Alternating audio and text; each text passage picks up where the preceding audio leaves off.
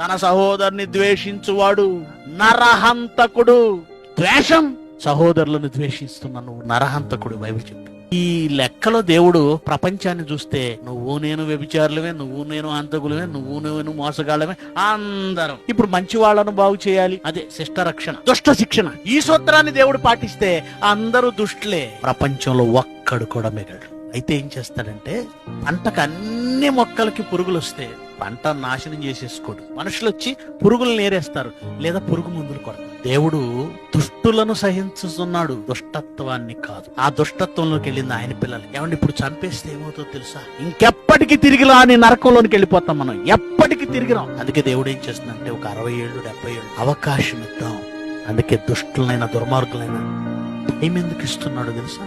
వాళ్ళు ఆయన పిల్లలు నడుచుకోవాలి, మారాలి. దుష్టులు మరణం నొందుడు చేత నాకేమీ సంతోషం కాదు.